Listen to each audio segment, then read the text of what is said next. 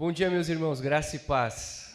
Amém? Bom, para mim um privilégio, uma honra, primeiro, poder compartilhar a palavra de Deus aqui com os irmãos. Agradeço de coração o pastor Pedroso, a pastora Sandra, o pastor Roberto, pelo honroso convite de estar aqui com vocês. É um privilégio para mim, Obrigado pelo carinho, da recepção. Estávamos em reuniões, aqui com a Editora Batista Dependente, o pastor Roberto, demais irmãos, e pensando em Jornal Luz nas Trevas, em Rede Adultos, Rede Jovens. Vem novidade aí, o ano que vem é o ano do nosso centenário, o Jornal Luz nas Trevas completará em março 100 anos de idade. Quando completou 90, eu lembro de ter escrito um editorial que eu dizia que se o Jornal Luz fosse uma pessoa, ele seria um senhor com muitas boas histórias para contar. Histórias do que Deus tem feito entre nós, batistas independentes. Da Rede também, Rede Adultos, vem coisa boa por aí o ano que vem. Estávamos conversando sobre os temas das lições. Para mim é uma gratidão também que eu tenho a Deus por poder trabalhar. O pastor Roberto, eu aprendo muito com ele, o meu trabalho passa pela revisão dele, da revista Jovem. E eu quero agradecer a igreja, também que utiliza o nosso material. Obrigado, que Deus continue abençoando, e nos ajude sempre a melhorar. Como o pastor Roberto falou, eu trouxe alguns livros, se depois os irmãos fiquem à vontade de dar uma olhadinha, só vou citar aqui rapidamente. Biblicamente, Gerencia Suas Emoções à Luz da Bíblia. É um livro que foi escrito a partir... Sabe aquele filme Divertidamente? Então, pegou-se aquelas emoções, só que foi trabalhado à luz da Bíblia. Então, eu gostaria de ter lido esse livro com uns 15 anos de idade, Li depois, mas, enfim. O Amplie, Como Comunicar a Palavra de Deus a Cristãos e Não Cristãos a Partir da Mesma Mensagem, do Helder Favarin, acredito que todos conhecem, Excelente obra.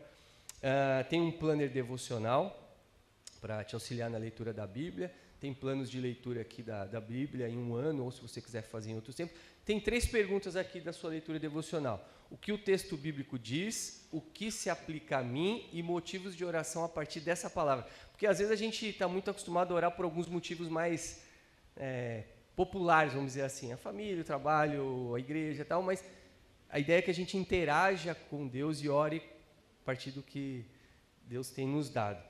Tem também Talita Cumi, Menina Levantes para uma Nova Vida. Tem um livro, eu não sei se os irmãos têm Ministério de Dança, da Antiguidade à Igreja Atual, da Igreja Atual.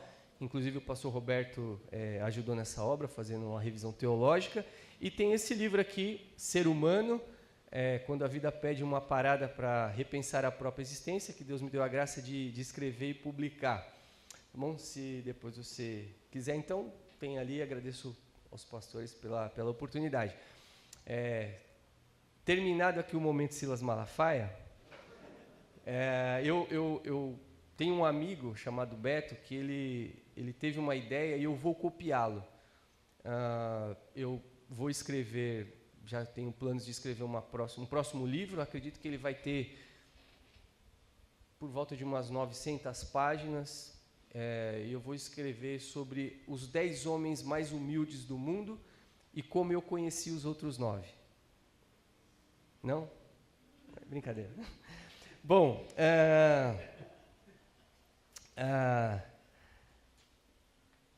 o pastor Pedroso leu aqui no Salmo 31, como é grande a tua bondade. Há cerca de 10 anos atrás, eu estava em um hospital, enfrentando uma questão familiar, e tive ali momentos muito difíceis na minha vida.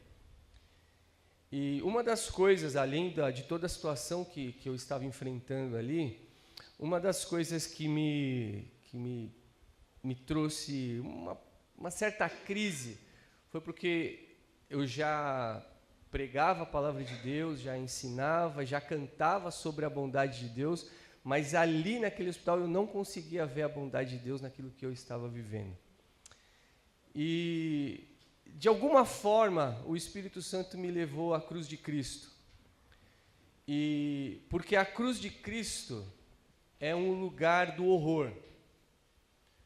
É o lugar onde o Filho de Deus estava sendo crucificado, sem nenhum pecado, sendo humilhado, torturado. A cena mais horrível que a humanidade já presenciou, porque se tratava de Deus ali naquela cruz. Mas no mesmo lugar, na mesma cena de horror, Deus estava demonstrando amor pela humanidade. De modo que Deus é capaz de, nas cenas mais horríveis, nos lugares mais terríveis, também demonstrar o seu amor, a sua graça e a sua bondade.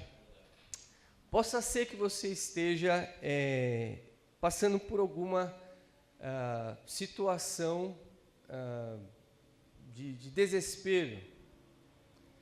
E aí eu perguntaria se você tem conseguido ver a bondade de Deus. A Bíblia diz no Salmo 34, provem e vejam que o Senhor é bom. Mas esse não é o único texto que fala sobre a bondade de Deus, por isso eu vou pedir para você, por favor, abrir a sua Bíblia no Salmo 107.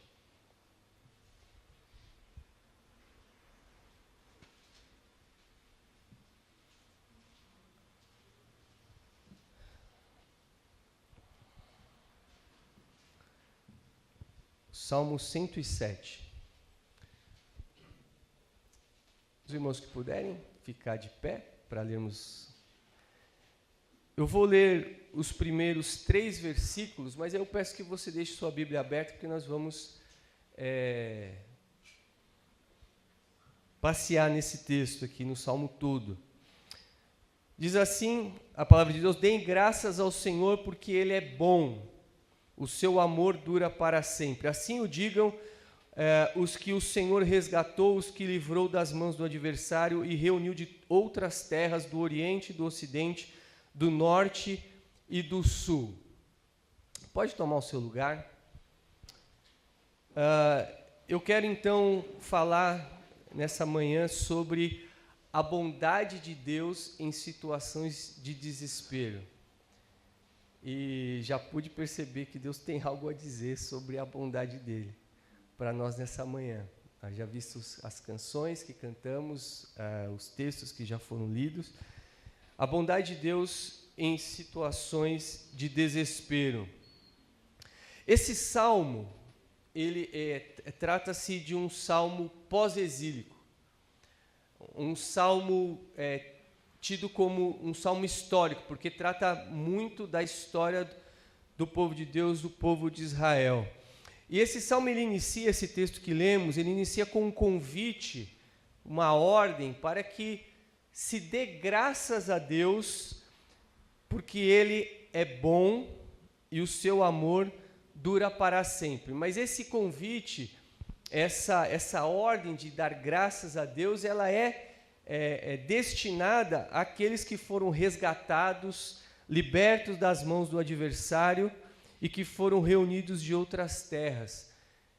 De modo que, se você foi liberto por Jesus, se você foi resgatado por Jesus e foi reunido ao seu povo, fazendo parte da sua família, você tem motivos para dar graças ao Senhor, porque Ele é bom e porque a sua misericórdia dura para sempre. Esse Salmo 107, ele tem uma estrutura de 4 sessões muito parecidas, contendo o seguinte: uma aflição, uma oração, a salvação e uma recordação.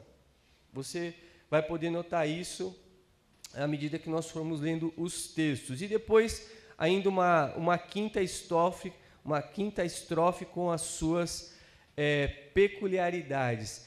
Nessas 4 sessões, com essa estrutura, ali nós podemos perceber exatamente algumas situações de desespero e como que a bondade de Deus se manifestou. Que situações são essas? A primeira, os versículos de 4 a 9, diz assim o texto: perambularam pelo deserto e por terras áridas, sem encontrar cidade habitada. Estavam famintos e sedentos, sua vida ia se esvaindo. Na sua aflição clamaram ao Senhor, e Ele os livrou da tribulação em que se encontravam, e os conduziu por caminho seguro a uma cidade habitada. Que eles deem graças ao Senhor por seu amor leal e por suas maravilhas em favor dos homens, porque Ele sacia o sedento e satisfaz plenamente o faminto. A primeira situação de desespero é a situação no deserto. E aqui o texto descreve uma situação onde há famintos, há sedentos e há gente morrendo. Deserto é ausência, deserto é solidão, deserto é isolamento, deserto é escassez, é vazio, é abandono. Eu não sei se você já passou ou está passando por um deserto na sua vida. E você sabe, se você já passou, se você está passando, que o deserto não tem nada. Muitas vezes até a ausência da própria esperança. Mas o texto diz que na aflição, nessa situação de desespero, foi clamado a Deus, clamou-se pelo Senhor, e Deus então os livrou da tribulação em que se encontravam e os conduziu por um caminho, a uma cidade habitada, um lugar de gente, onde se você estava sozinho, isolado, agora você não está mais, você está agora rodeado de pessoas. Para quem já passou, repito, por um deserto ou está passando, sabe o quanto é difícil. Mas Deus, em sua bondade, aqueles que clamam por Ele, é capaz de tirar você de um deserto. Jesus é aquele que sacia o faminto, que dá água ao sedento. Jesus disse: eu sou o pão da vida. Jesus estava numa festa, dias de festa, e em um determinado dia, o dia mais importante, ele se levanta e diz assim, se alguém tem sede, venha a mim e beba. Por isso, se você já foi liberto, resgatado, salvo por Jesus, você tem motivos para dar graças ao Senhor pelo seu amor leal, o seu amor que dura para sempre. E a resposta que se espera é a gratidão. A gratidão é exatamente por esse amor, o amor leal do Senhor que sempre está em ação e agiu nesses casos satisfazendo a alma faminta. A segunda situação de desespero encontra-se nos versículos de 10 a 16, que diz assim a palavra de Deus: assentaram-se nas trevas e na sombra mortal, aflitos, acorrentados, pois se rebelaram contra as palavras de Deus e desprezaram os desígnios do Altíssimo. Por isso ele os sujeitou a trabalhos pesados, eles tropeçaram e não houveram quem os ajudasse. Na sua aflição clamaram ao Senhor e Ele os salvou da tribulação em que se encontravam. Ele os tirou das trevas e da sombra mortal e quebrou as correntes que os prendiam. Que eles deem graças ao Senhor por seu amor leal e por suas maravilhas em favor dos homens, porque despedaçou as portas de bronze e rompeu as trancas de ferro. A segunda situação de desespero, onde é possível vermos a bondade de Deus, é no cativeiro. Aqui a descrição há trevas, sombra mortal, aflição e prisão. O pessoal está acorrentado, e isso por conta da rebelião contra as palavras de Deus e o desprezo aos desígnios de Deus. Ou seja, em outras palavras, é a consequência da rebelião contra a palavra de Deus, contra a vontade de Deus. Isso levou ao cativeiro, e a gente pode se recordar do povo de Israel quando foi levado ao cativeiro. Deus envia profetas alertando a nação, enviando a sua palavra, dizendo assim: olha, se arrependam, voltem-se. Mas o povo insistia na sua rebeldia, e isso os levou à prisão, ao cativeiro. E aqui está uma situação de desespero quando se ignora a palavra de Deus, quando se ignora a vontade de Deus. Porque isso certamente leva a prisões. Quantas pessoas que, por se rebelarem contra uma clara orientação de Deus, contra a vontade de Deus, não acabam sendo aprisionadas em vícios, muitas vezes em relacionamentos, que são verdadeiras prisões, e tantas outras prisões, porque não se atentou às palavras de Deus. Você há de concordar comigo que é uma situação de desespero, você estar preso. Só quem já enfrentou cadeias, às vezes de um vício, de algo que você não consegue se libertar. Tem pessoas que são prisioneiras da comida. Larga o açúcar. Tenta largar o açúcar. Parecia, como diz o filósofo popular, parecia inofensivo, mas te dominou, né? Mas é por conta da rebelião contra a palavra de Deus que isso muitas vezes acaba acontecendo. Mas mesmo em situações assim, o texto fala que na aflição clamaram ao Senhor, e Deus então os salvou da tribulação que se encontrava, tirando-os das trevas, da sombra mortal e quebrando as correntes que os prendiam. Ou seja, Deus libertou das prisões. Jesus pode te libertar. Jesus quer te libertar. Uma mulher, Jesus a encontrou, era um sábado, e essa mulher andava curvada.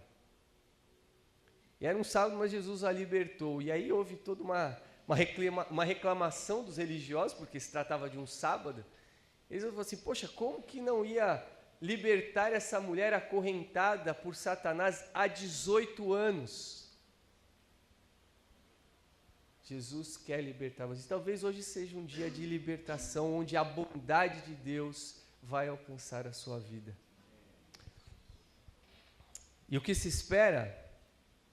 Gratidão. Gratidão a Deus pelo seu amor leal, seu amor que dura para sempre, que está sempre em ação nesses casos, quebrando as cadeias e libertando os cativos. Terceira situação de desespero, os versículos de 17 a 21. Tudo bem, irmãos, assim? Estamos juntos? 17 diz assim: tornaram-se tolos por causa dos seus caminhos rebeldes e sofreram por causa das suas maldades. Sentiram repugnância por toda a comida e chegaram perto das portas da morte na sua aflição.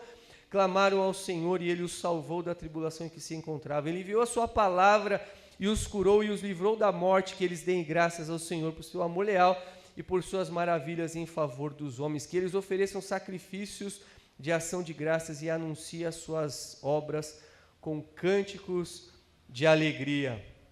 Terceira situação de desespero é a tolice. E aqui, uma definição bíblica para o tolo é o insensato que segue um caminho de rebeldia e colhe as consequências dos seus pecados.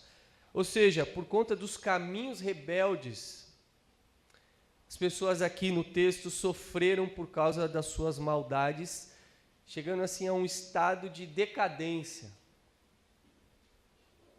E E aqui, porque o texto fala que eles sentiram repugnância por toda a comida e chegaram perto das portas da morte, ou seja, um estado de decadência.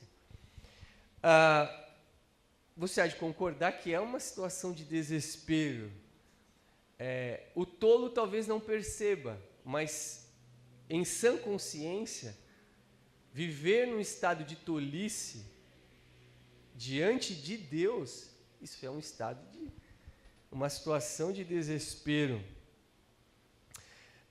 O fato é que aqui a rebeldia, um pouco parecido com o que levou aos versículos anteriores ao cativeiro, mas a rebeldia dessas pessoas, a insistência em recusar-se a obedecer a Deus, levou a um estado de insensatez, de tolice. E isso fez com que essas pessoas sofressem as consequências de suas maldades, levando a um nível de decadência. E aqui também a gente pode pensar naquelas pessoas que se recusam a obedecer a palavra de Deus, a obedecer à vontade de Deus, e acabam adentrando nesse estado de tolice. E aí, a continuidade é maldade, um afastamento de Deus e as consequências da sua maldade. Mas o texto diz que na aflição clamaram ao Senhor e Ele os salvou da tribulação em que se encontrava. Ele enviou a sua palavra e os curou e os livrou da morte. Meus irmãos, Deus possa ser o seu caso essa manhã.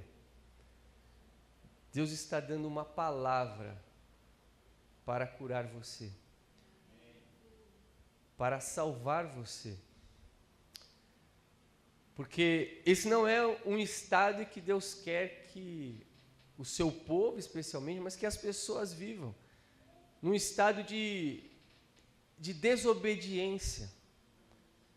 E aí é Deus falar e você endurecer o coração em não obedecer o que Deus diz. Mas nessa manhã Deus está novamente enviando a sua palavra para curar. Pela palavra e para salvar, para te mostrar o caminho. Possa ser que você, como nós vivemos num mundo muito imediatista, pode ser que você não tenha conseguido ver a bondade de Deus na sua vida.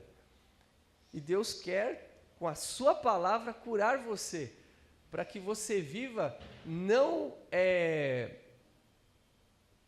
sem um rumo, mas guardado pelo amor leal do Senhor e pela sua bondade. Na aflição eles clamaram e Deus os salvou. E o que se espera? Gratidão a Deus por seu amor leal, porque o seu amor dura para sempre, e que hajam canções e ações de graça. A quarta e última situação de desespero, versículos de 23 a 32, diz assim a palavra de Deus: fizeram-se ao mar em navios para negócios na imensidão das águas, e viram as águas do Senhor, as suas maravilhas nas profundezas. Deus falou e provocou um vendaval que levantava as ondas, subiam aos céus e desciam aos abismos. Diante de tal perigo perderam a coragem, cambaleavam tontos como bêbados, e toda a sua habilidade foi inútil. Na sua aflição clamaram ao Senhor, e Ele os tirou da tribulação em que se encontravam. Reduziu a tempestade a uma brisa e serenou as ondas. As ondas sossegaram, eles se alegraram, e Deus os guiou ao porto almejado. Que eles deem graças ao Senhor por seu amor leal, por suas maravilhas em favor dos homens. Que o exaltem na assembleia do povo e o louvem na reunião dos líderes. A quarta e última situação de desespero é o perigo, a tempestade. Aqui a gente vê uma descrição pormenorizada dos marinheiros numa tempestade. Para os israelitas, o mar era um lugar perigoso. O texto, inclusive, destaca a perda de coragem e a presença do medo nessas pessoas. Quantas vezes, talvez você já passou por isso ou esteja passando por uma situação de perigo, ou, quem sabe, surgiu uma tempestade. Às vezes, um diagnóstico médico inesperado, às vezes a perda de um emprego, às vezes a perda de um ente querido, ou outras situações que fazem com que uma verdadeira tempestade aconteça na nossa vida. Mas mesmo em uma situação como essa, uma situação de desespero, Deus é capaz de manifestar a sua bondade. Deus pode e quer manifestar a sua bondade, porque na aflição o texto diz que eles clamaram a Deus, ao Senhor, e Ele os tirou da tribulação em que se encontrava, reduziu a tempestade a uma brisa e serenou as ondas sossegaram, e eles se alegraram e Deus os guiou ao porto almejado. Nos faz lembrar Jesus, os discípulos num barco. Jesus cansado, ele dorme. Surge uma tempestade e os discípulos desesperados acordam. Jesus, não te importa, nós vamos morrer.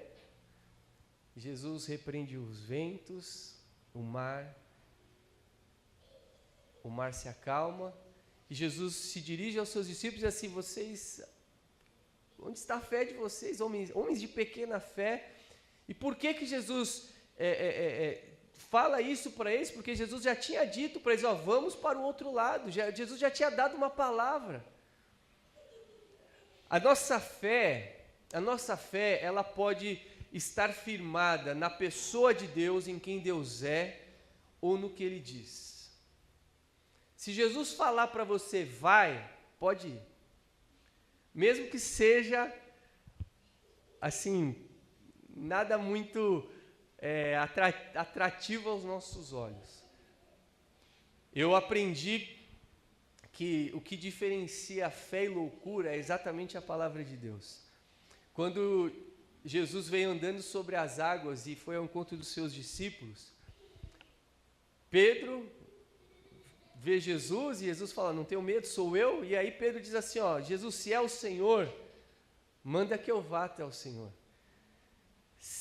E Jesus diz: vem. Se Jesus não tivesse falado nada e Pedro colocasse os pés nas águas, é loucura. Isso é loucura. Mas Jesus tinha dado uma palavra: pode vir. Então, sobre essa palavra eu vou andar. Isso é fé. Possa ser que você esteja enfrentando uma dessas tempestades. Tenha fé na bondade de Deus. Clame ao Senhor, mesmo em aflição. Clame, como o pastor Pedroso já bem disse aqui, nós podemos falar com Deus por meio da oração. Clame a Deus, porque na aflição Deus pode manifestar a sua bondade, o seu amor leal, a sua graça. E a resposta que se espera é a gratidão a Deus por esse amor leal e as suas ações. Caminhando para o fim, temos então no texto aqui uma quinta estrofe. E aqui há comentaristas que dizem que nós estamos diante de uma fotografia da soberania de Deus. Aqui ele difere um pouco dessa estrutura, dessas 4 sessões, mas eu penso que nós podemos olhar para esses versículos como um retrato do poder de Deus, da sua capacidade em sua bondade. Porque o texto diz, a partir do versículo 29, do do 33. Ele transforma os rios em deserto e as fontes em terra seca, faz da terra fértil um solo estéril, por causa da maldade dos seus moradores, transforma o deserto em açudes e a terra ressecada em fontes. Ali ele assenta os famintos para fundarem uma cidade habitável, semearem lavouras, plantarem vinhas e colherem uma grande safra. Ele os abençoa e eles se multiplicam e não deixa que os seus rebanhos diminuam. Quando, porém, reduzidos, são humilhados com opressão, desgraça e tristeza. Deus derrama desprezo sobre os nobres e o faz vagar num deserto sem caminhos. Mas tira os pobres da miséria e aumenta suas famílias como rebanho. Os justos veem tudo isso e se alegram, mas todos os perversos se calam. Reflitam nisso os sábios e considerem a bondade do Senhor. Em meio a situações de desespero, o amor leal do Senhor, a sua bondade, pode e quer alcançar você. Por isso, clame a Deus. Clame ao Senhor. O salmista diz: eleva os meus olhos para os montes. De onde me virá o socorro? Meu socorro vem do Senhor, que fez os céus e a terra. E por que nós podemos olhar para esses versículos finais e ver também a bondade de Deus? Porque o último versículo diz: reflitam nisso os sábios e considerem a bondade do Senhor. Meus irmãos, se chove ou se não chove, é bondade de Deus. Se venta ou se não venta, é bondade de Deus. Porque não há 1 centímetro dessa terra e desse universo que Deus não diga: é meu.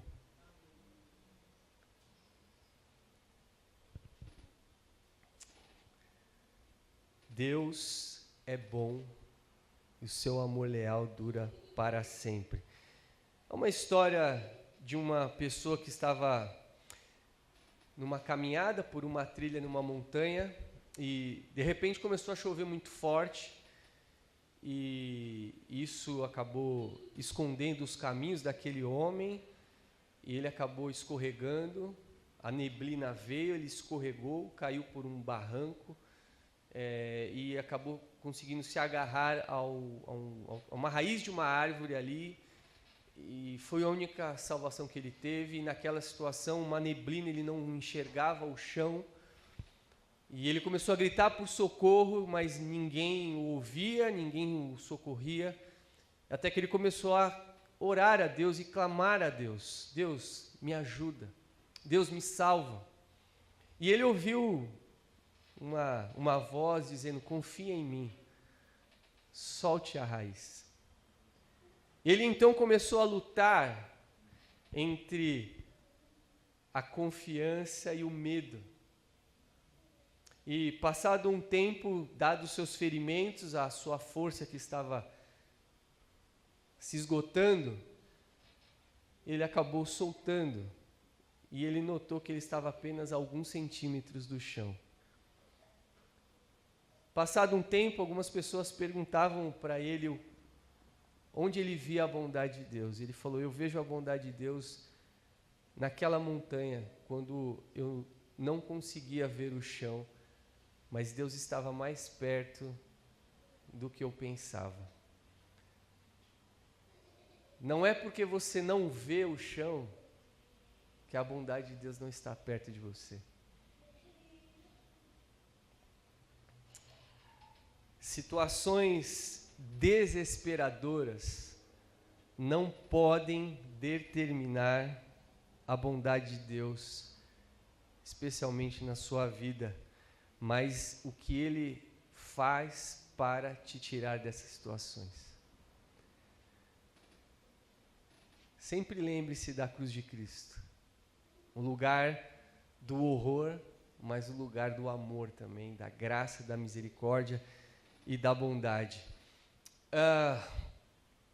Se você talvez tenha tido dificuldades de ver a bondade de Deus na sua vida, eu te convido essa manhã a olhar para trás, da onde Deus te tirou e aonde Deus te colocou.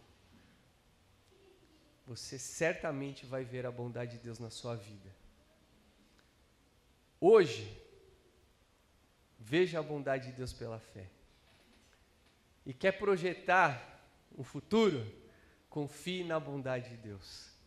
Porque o amor de Deus é um amor leal. O amor leal, se você olhar para o passado, você vai ver um amor leal. Mas se você olhar para frente, você vai ver um amor que dura para sempre. De modo que o amor de Deus, ele vai cobrir toda a sua existência. Por isso que o salmista diz, certamente que a bondade e a fidelidade me acompanharão todos os dias da minha vida. Louvado seja o nome do Senhor.